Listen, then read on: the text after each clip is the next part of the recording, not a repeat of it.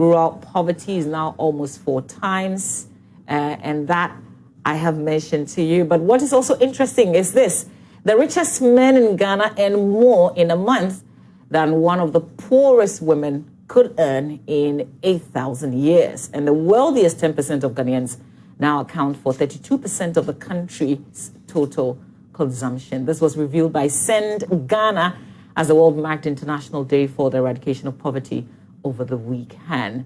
Let's build on that and let's speak to the Deputy Country Director, Dr. Emmanuel Ayifah, who joins me in the studio for a conversation. A very good morning to you, and thank you for being here. Good morning, Mamavi, and thank you for having me. Great. And I want to say good morning to all your cherished viewers as well. Great. So, paint the picture for us in terms of the Ghana story. We know that COVID-19 has not done us a lot of good as well. Where are we exactly with poverty eradication? Okay.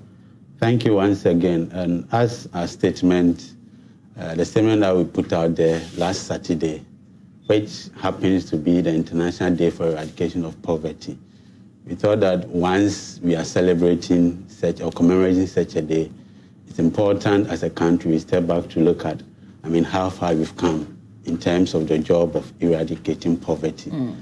And so we look at over the years from the 1990s, how government has actually tried to reduce poverty. And indeed, like the statement indicated, over 2 decades or so, we've been able to halve poverty. From a proportion of 56% of the population being poor in the 1992 up to currently 2017 figures using the Ghana Living Standard survey from Statistical Service. We have what's called a poverty profile, which shows that just now 2.4 million of our population are poor.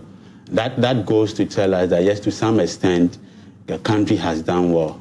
But that is what we call, that's the monometric estimate of poverty, principally using income and expenditure approach. But you and I know that poverty is multidimensional. It's not just about income or expenditure. Poverty concerns health, it concerns education, it concerns a whole lot of housing, a whole lot of deprivations. And so the Ghana Statistical Service came up with what is called the multidimensional poverty index. Indeed, this is something that has been championed over the years by the UN. And it's not only Ghana, it's been done in quite some number of countries. And so this is the first time that recently, that was this year actually, that it shows that multidimensionally, instead of us being poor in terms of when we are looking at just the monometric, which is just a small proportion, when it comes to multidimensional poverty, it's around 46% of Ghanaians are poor, compared to the monometric measure, which is looking at around 23% of our population. And so that tells us that, poverty though, in terms of one, we are looking at GDP growth and whatnot, we are doing well. And when it comes to the monometric measure, poverty seems to be reducing. But we look at the various deprivations, that is where the multidimensional one comes in. That tells us that we are not doing that good. Because if you have 46%, it means that roughly 2 in every 1 Ghanaian is poor, compared to 1 in every 4 Ghanaian when we are looking at the monometric measure. And this is also very relevant in this current context of COVID, like you rightly alluded to. The fact is that already if more people are multidimensionally poor, COVID has really affected most people's work. We have a lot of people who have been laid off. Some have not been laid off anyway, but their work has also reduced. And for that matter, it means that people are going to even be deeply in poverty. And so then something needs to be done about it. These are just the statistics that I've given, but that doesn't mean that government hasn't done well. As I said, we will come to that. Yeah. Can we get into the poverty endemic areas as we have it today? Okay. And so if you look at over time and even currently, what the multidimensional poverty shows and what the living standard monometric measure shows, clearly it is up north, and that has been our story over the years. Aside that, we have rural-urban dimensions and more rural women, particularly, but generally in rural areas, we have highly endemic poverty in there. And if we break it down, let me say that the multidimensional looks at just the standard of living, and that principally are the monometric measure plus the health, education, and other deprivations. So if you break this thing down, aside just looking at just the monometric measure, aside looking at the rural-urban dichotomy in terms of poverty, and looking at the north-south, even in the south, central region happens to be one of the poorest regions. So we come to the three northern regions. Before these statistics, we didn't have the new regions. And so we don't have poverty statistics for the new regions. But I'm very sure that because those regions were carved out of the already existing northern regions, the three northern regions, obviously, if we are to even do a current survey today, I'm very sure that still the new regions in the north will still have not very far figures from the current one. Central region, as I indicated, is, but you see, it's not just even about just these two regions. Sometimes we tend to believe that poverty is just a rural phenomenon. I mean, look at Accra. We have what is called urban poverty, and urban poverty per I don't have the exact figures here, but per the multidimensional analysis that Statistical Service did, it clearly also shows that if we even break it, we still have huge proportion of urban poverty, especially in Accra, and now that thing is also being seen in Kumasi and other areas. So it's not just about it being in the north and being rural. Urban poverty is also something that is coming up. Let me say that, like I indicated, not that government hasn't done well at all. Yes. I wanted us to structure the conversation. So we'll come to the interventions and whether or not they've done what they were expected to do, if you like. But I want also for us to look at the relationship between growth poverty and reduction and inequality. Let's have a fair appreciation of this. Thank you. In fact, what we see that whereas inequality has been deepening, I mean, we have highly unequal society. If you are looking at the figures, inequality figures, compared to what we see in terms of poverty reduction, especially using the monometric measure, over the years, whereas we've been able to halve poverty, still inequality is deepening. So that has been the paradox. Ideally, if you have poverty reducing, then you shouldn't have much more people being deeply in terms of inequality. And so that has been the discussion going forward that, I mean, for us as civil society, Send Ghana and then all our other actors, we've been championing home the fact that, yes, government need to look at the widening gap, meaning that more people are getting richer, very few people are getting richer and more people are getting poor. If you cite the Oxfam report that you just spoke about, I mean, clearly we see that, I mean, if we have as much as just 10% of men earning huge more than what a woman will earn in 1,000 years in Ghana, then that is something that we need to look at. It's not only even in Ghana. This has been some of a West African phenomenon. Yeah. Our big brothers... Sub-Saharan issue. Yes. Our big brothers, Nigeria, who happens to be the biggest economy in West Africa, they are even worse. And so there's something called Commitment to Reducing Inequality Index, which Ghana, Nigeria, and other countries were part of in terms of per estimation. And it clearly shows that, yes, we are growing in terms of, but talking about the gross domestic product, those figures that economics will turn out that they to show us we are growing. Ghana happened to be the fastest growing in last year, and we're touted even this year as well. But then when we look at the inequality figures, then it doesn't speak well of us. So that has been the issue here. So reducing poverty does not equal equality. Yeah. Yes, to some extent. To some extent, of course, if you're able to reduce poverty, and in terms of the dispersion, it's even, then you are gradually tilting towards being a very equal society.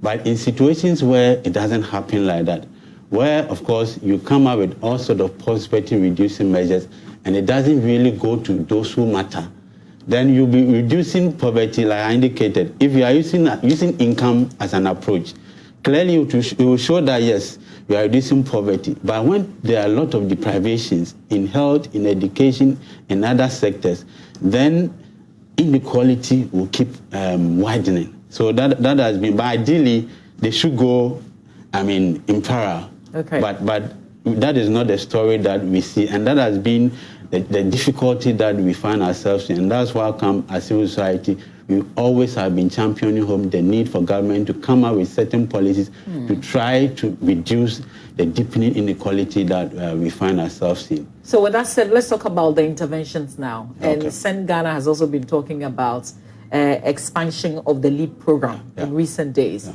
So let's look at what we have on the ground, what it is supposed to address, and whether or not it is meeting that objective. Okay, thank you.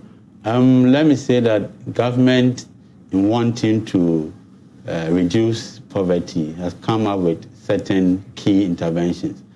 And everything is anchored on our social protection policy as a country. And per that, government's vision was to look at about 5 key programs to help reduce poverty. One has to do with the LEAP that you talked about, the Livelihood Empowerment Against Poverty, which is a conditional cash transfer program that is given to the ultra poor, those who have been identified as very poor. And that is the 2.4 million population that we talk about per the Ghana Statistical Service 2017 figures. So that is it. Aside that, the LEAP, we have other things that we need to talk about in the LEAP, but maybe I'll stop there and then I'll come back later to it.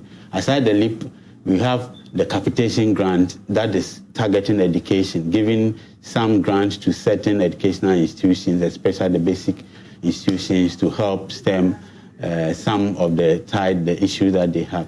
Aside that, we have the school feeding program, which is also to support education. Then we have what is called the National Health Insurance Scheme, which is something that all of us know. And the last of it, which is not well known, is something that goes to help especially people who are working in the rural setting. And that is called livelihood. It's actually called a LEAP. LEAP is to lift people actually out of certain it's different issues. From the normal LEAP. It's different from the LEAP. This is the other one is called. This is called Livelihood Empowerment Against Poverty. Is the LEAP.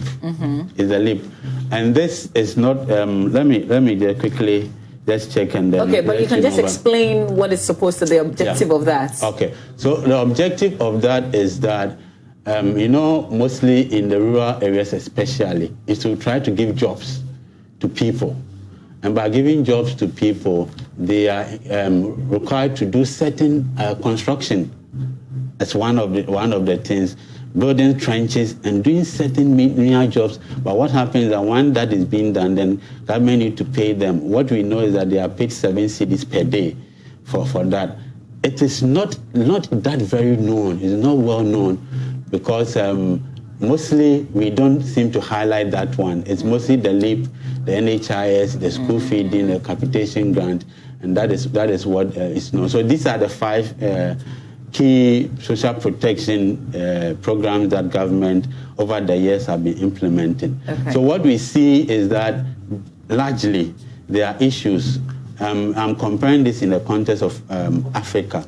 So it's not just about just churning out social protection programs. Whatever you churn out, you should have allocations, budgetary allocations for. On average, what we see as researchers that in Africa, whereas every government on average spends 2.1% of GDP on social protection programs in Africa. Ghana, ours is 0.6% allocation to social protection programs. So that means that we are doing very low compared to our peers, compared to the African average. And that even tells you how committed or otherwise government is in terms But of... But even in that, with that, is it just on paper as if we've allocated, or we're actually disbursing funds? Okay, I was coming to that. So that is the allocation. If you look at disbursement, that is also even low. For disbursement, our analysis over the years has seen, when we do budget analysis, we've been looking at specific programs or interventions. Let me take them one after the other. So in terms of the LEAP, there have been a lot of talks about the fact that the LEAP beneficiaries, most of the times, either their funds do delay, and they delay because government do not really actually disburse as much as they need to disburse. This has been over time. Aside the delay, mostly there are even issues that they are even not enough. It's also not enough because of issues of not disbursing very well. If you look at the health insurance, our health insurance generates so much revenue. If you look at even 2018, 2019, our budget analysis showed that whereas the revenue that generated by the health insurance through the scheme, one is about the normal payment that all of us pay, the premium, about looking at the deduction from SNCs and whatnot. Just 70% actually goes to the health insurance for payment and whatnot. And so if you are generating so much in terms of money for health insurance, and just 70% of that total revenue is actually being dispersed to the Health Insurance Authority, I mean, no wonder we have some of these challenges. Another even challenge in there is that certain key ailments, certain key people that are actually supposed to benefit not. I mean, there are a lot of exemptions. Women, most of the time, some of the ailments that women suffer, breast cancers and whatnot, which is becoming common to our side. And unfortunately, the poor are those who suffer from some of these things. But these are not exempted. I think I heard somewhere last 2 weeks or so that it's something that they are trying to bring on board. But the fact is that we are not there yet, so we could still be advocating for and a lot of things that you hear around this time, obviously because of the elections, you have to be cautious when you're hearing those promises. But we will come back and continue with this conversation as Mr. Anthony Kakra, Head of Industrial Statistics and lead member of the Poverty Statistics team of the Ghana Statistical Service, joins us. But we also have had results of a story that we brought to you. We're bringing it back just to draw home the need for eradication or eradicating poverty. Watch this. Tambonan, a community in the northeast region, is Jaya Kwanjet, an old lady who does not know her age, but she firmly maintains that she's way younger than she looks currently. She blames poverty for draining all youthful juices in her, leaving her blind and old. She lost her sight after giving birth to her second child. Yaya lost her husband and recounts everything took a downward turn. She tries to define what poverty means to her.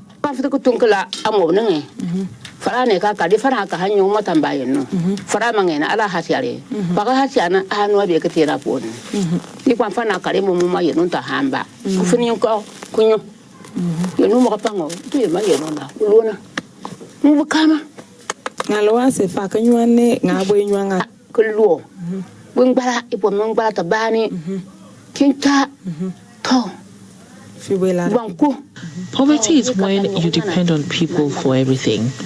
Poverty is when you want to eat banku and fish, pussy, drink malt, and any other drink, but you don't have the means. That is what I consider poverty. In fact, her two sons traveled to southern Ghana in search of supposed better living conditions, but only one visits her occasionally. Many times she is left to battle life alone. She cleans and does many domestic chores all by herself. The children in the community support by fetching water for her. She gropes for her stick, getting ready to prepare breakfast.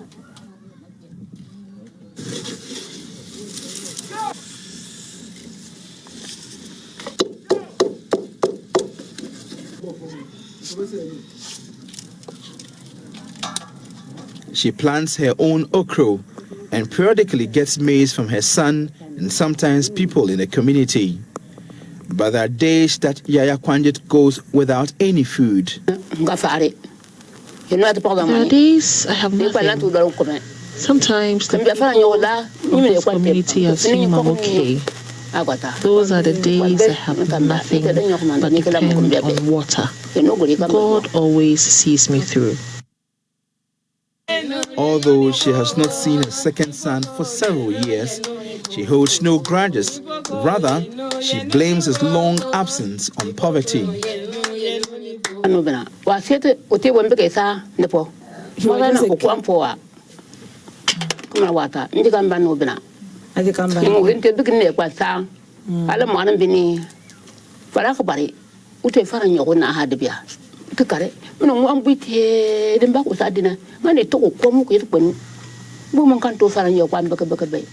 My son was very young when he left. This community is very poor. He had no choice but to leave. I learned he has a family down south, but he has never contacted me. I don't blame him. I know life is hard down south.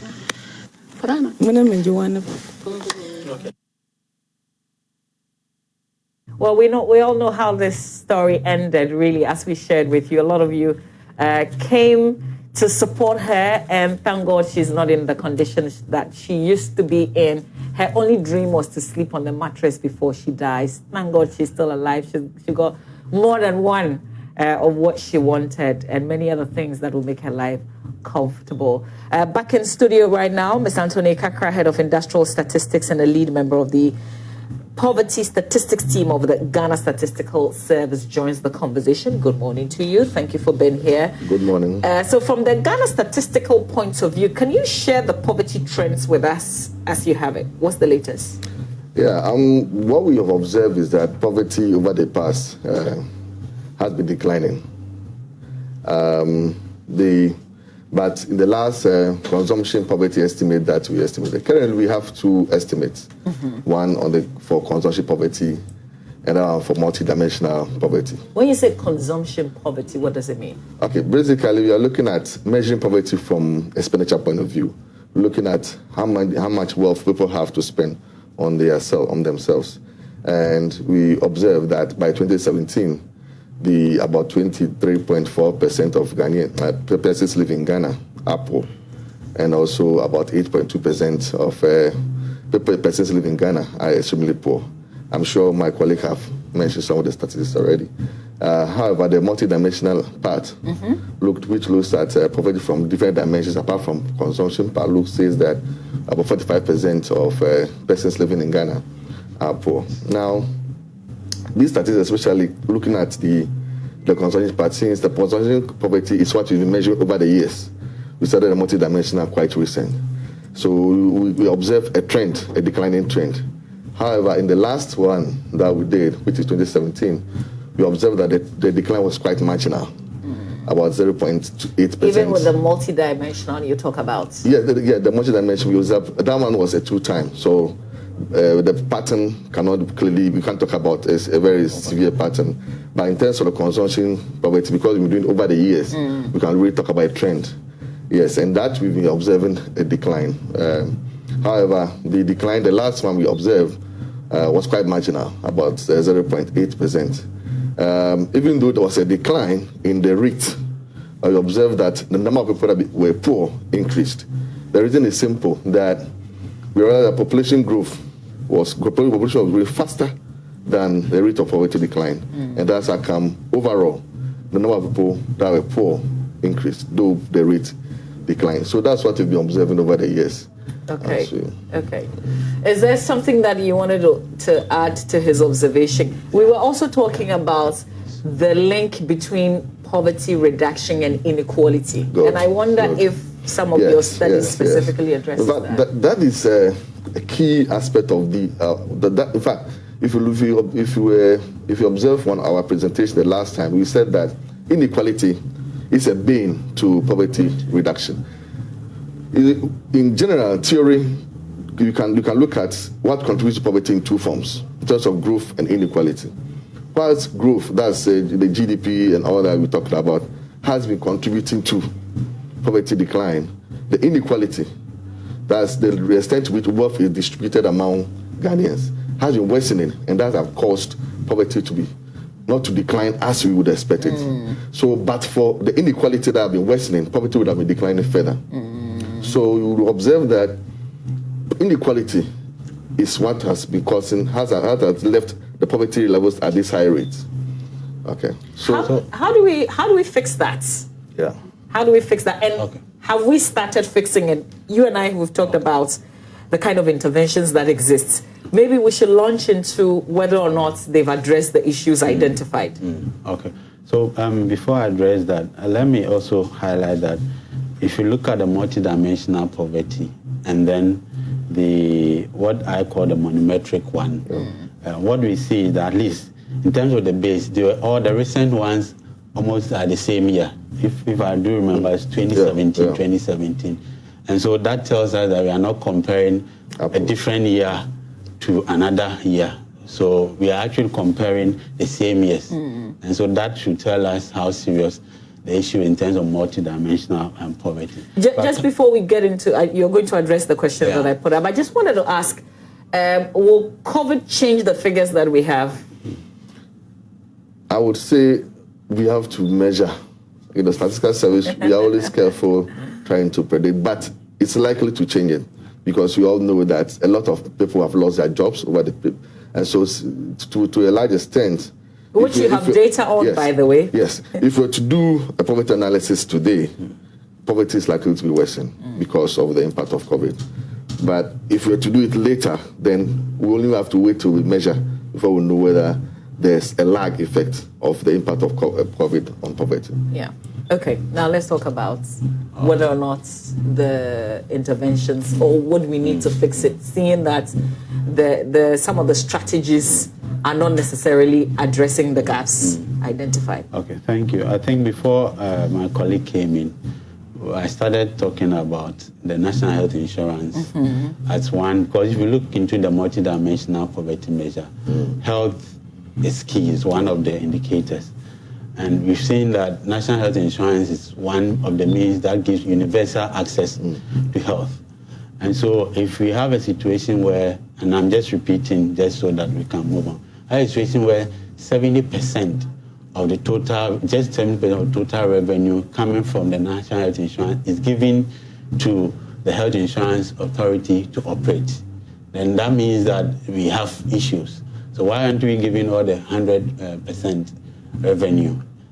Considering the challenges that we always hear about in respect of people not being able to access health care the way they expect to access, in respect of people going to hospitals, paying with a view that they'll be given the needed medication and they are told that they don't have it, in respect of the fact that there's talk about seemingly cash and carry coming back and issues like that, in respect of the fact that certain ailment that has become part of us, and especially that affect women and children and then the poor more, are actually not covered under health insurance. So that is just one. I spoke about LEAP, Livelihood Employment Against Poverty, and I said that the estimates that we have, allocations to LEAP, if you are comparing to the African average, is nothing to write home about. So that should tell us that government really need to relook at the LEAP in terms of allocation and disbursement. Actually, sometimes there are delays. And we see that even in terms of the amount is not enough. One household, one individual household beneficiary member receives 64 Ghana cedis for 2 months. For 2 months, 64 Ghana cedis, and it's even not coming timely. How are people really going to survive if we are looking at reducing poverty and inequality? And so government need to really look at that, increase the amount, and also try to disperse the money timely. Aside that, the population is 2.4, as the statistical service just spoke about. 2.4 million of our population are poor. These are the extreme poverty population. But we look at the LEAP figures, just about 1.6 thereabout are actually on the LEAP.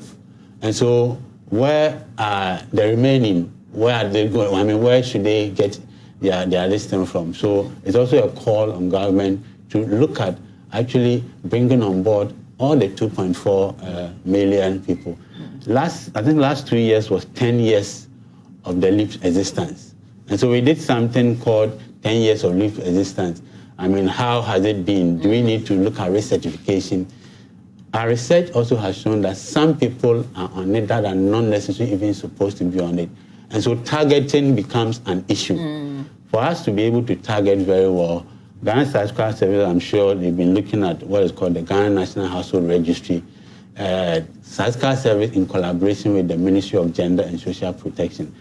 When we had the lockdown, the LEAP, COVID-19 lockdown, we heard about issues of some people receiving government subventions, other people not getting, and it was clearly an issue of targeting.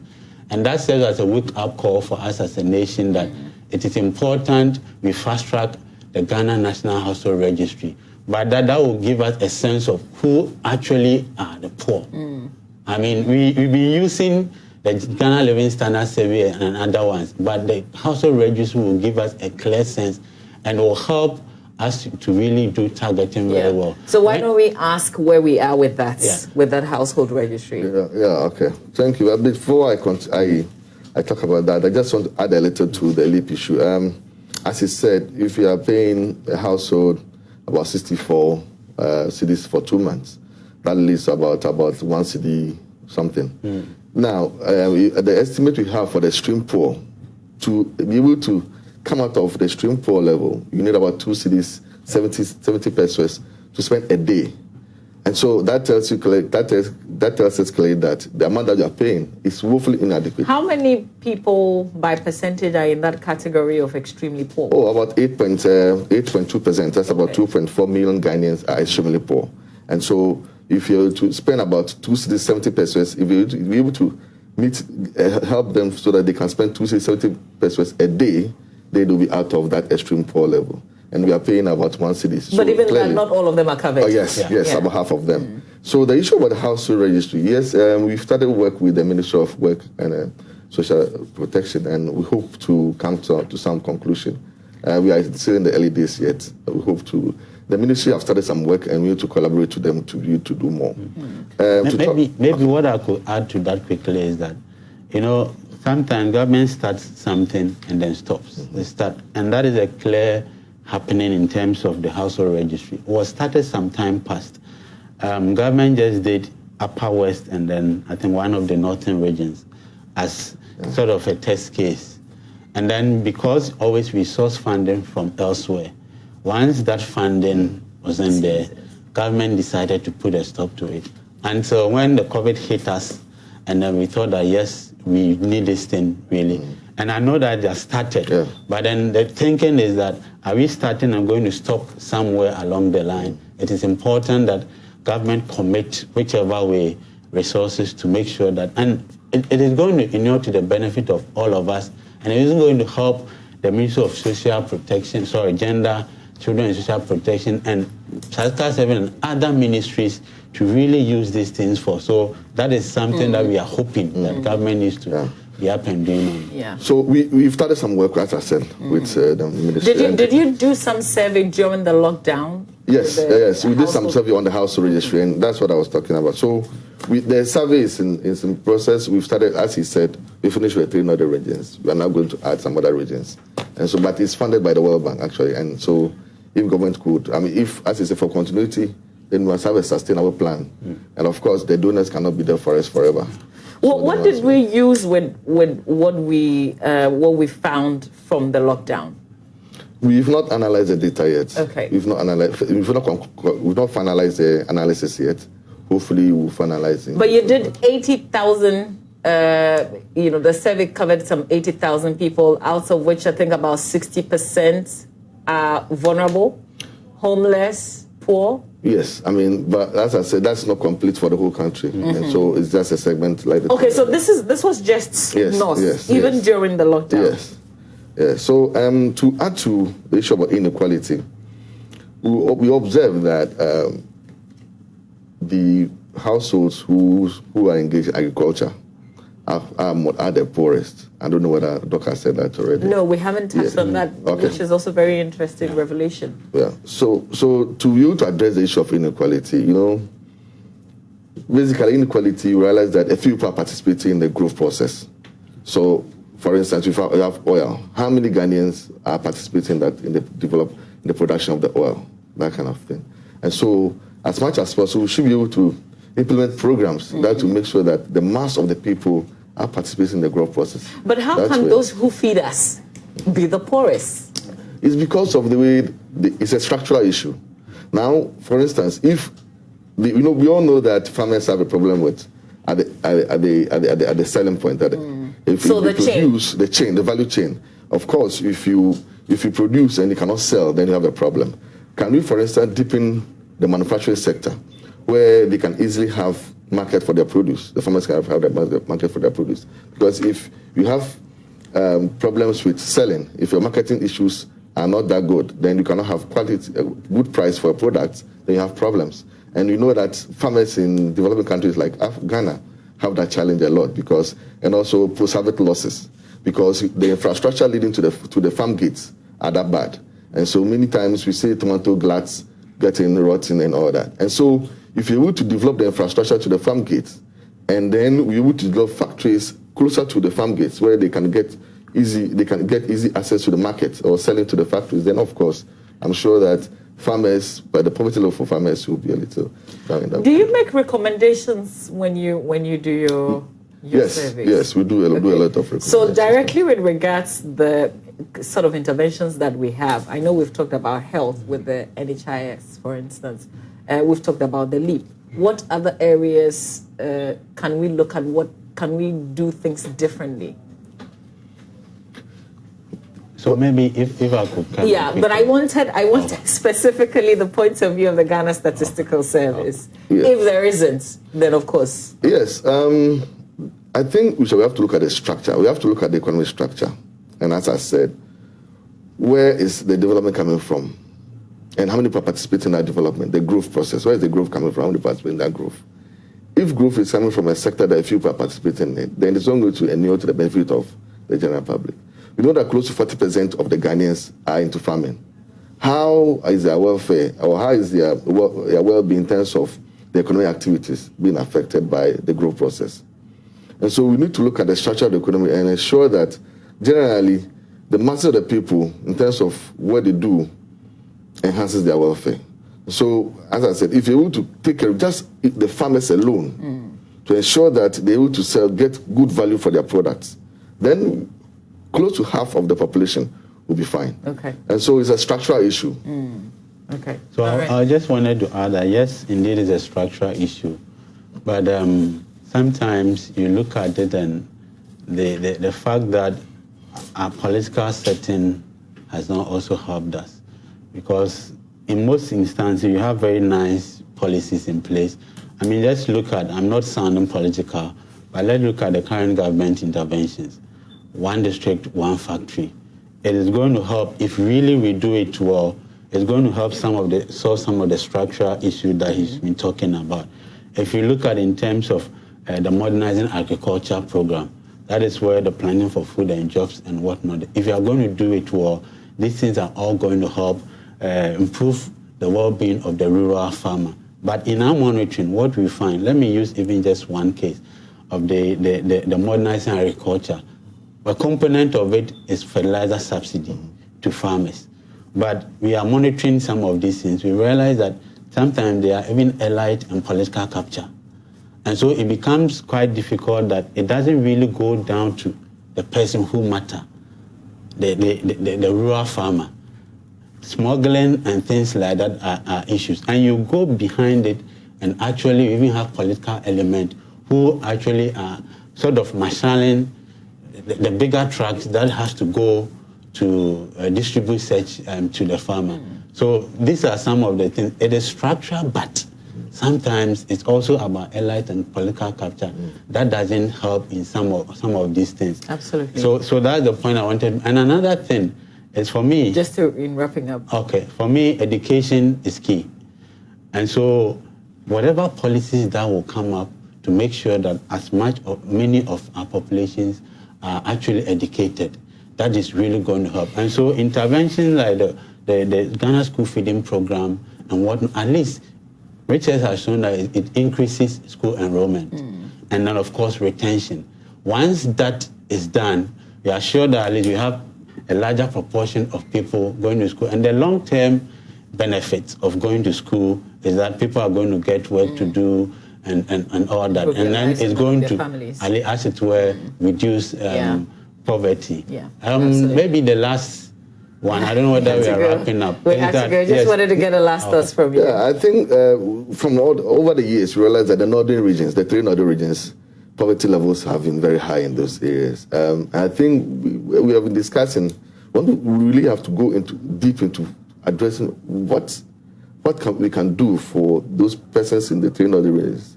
Because over the years, those are the regions that have had high poverty over the years. And so I think that if you're able to address that to some extent, then we focus targeting towards that area. Targeting towards that area, then we'll be able to address some problems. All right, gentlemen, thank you so much for your time.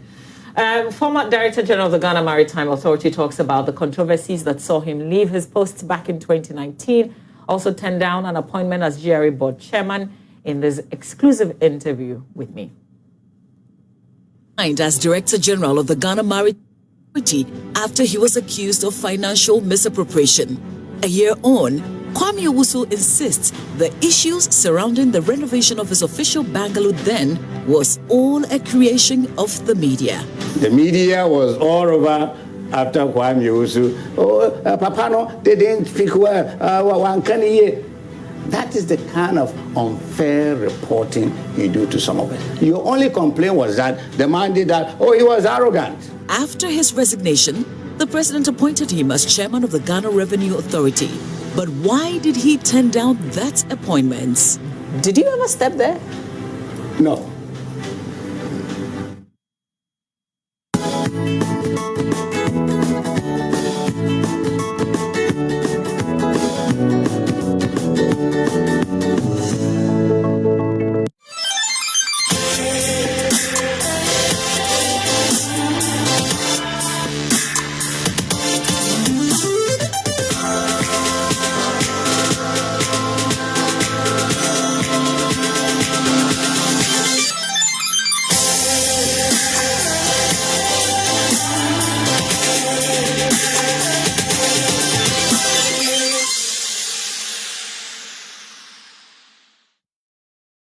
Life sometimes presents us with unexpected situations, like in the event of a fire outbreak.